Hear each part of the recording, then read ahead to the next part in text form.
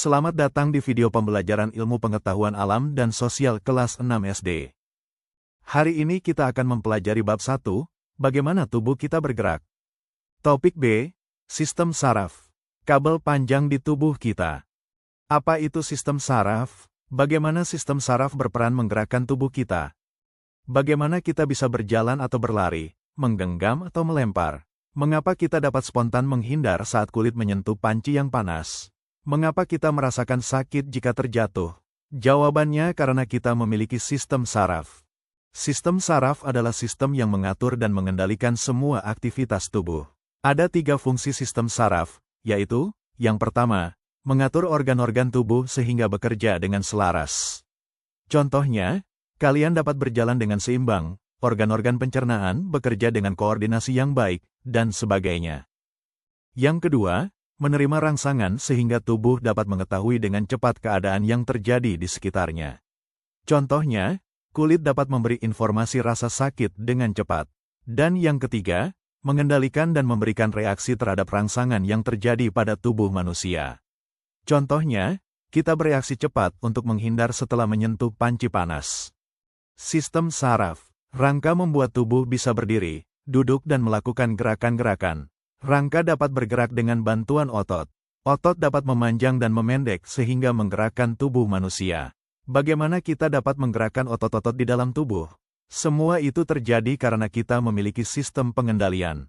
Di setiap bagian tubuh kita, seolah-olah ada kemudi yang dapat diatur sehingga badan dapat bergerak sesuai keinginan. Sistem kemudi ini disebut dengan sistem saraf. Sistem saraf terdiri atas otak, sumsum tulang belakang, dan sel-sel saraf.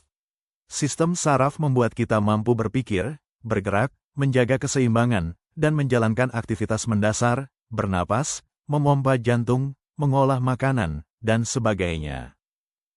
Otak merupakan pusat kendali dari seluruh aktivitas yang dilakukan dan perasaan yang kita rasakan.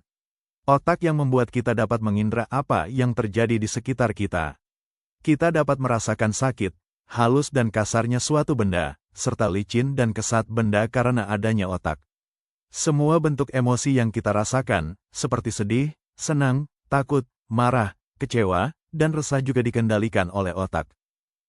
Selain itu, otak juga berperan penting dalam mengoordinasikan semua anggota tubuh sehingga dapat bekerja dengan baik. Juga membantu tubuh merespon perubahan.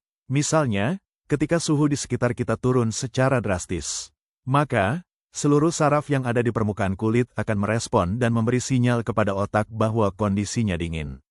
Otak memerintahkan untuk segera mencari jaket agar kita tidak kedinginan. Otak terhubung dengan jaringan saraf yang tersebar di seluruh bagian tubuh. Jaringan saraf ini membentuk simpul-simpul dan bertemu di bagian sumsum tulang belakang. Letaknya ada di punggung, tepatnya mulai dari bawah leher hingga punggung bagian bawah.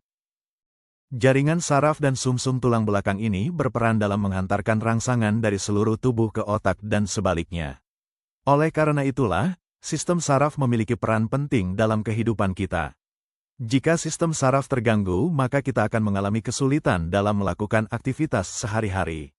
Sumsum tulang belakang adalah bagian tubuh manusia, berupa jaringan lunak yang berada di tengah-tengah tulang belakang. Kesimpulan pembelajaran kita hari ini. Yang pertama, sistem saraf ibarat kabel yang dapat mengatur cara kerja bagian-bagian tubuh manusia, meneruskan rangsangan yang didapatkan dari luar tubuh, serta menghubungkan bagian-bagian tubuh. Yang kedua, sistem saraf memiliki 3 fungsi utama, yaitu A. Fungsi kewaspadaan, B. Fungsi menghubungkan, C. Fungsi mengatur.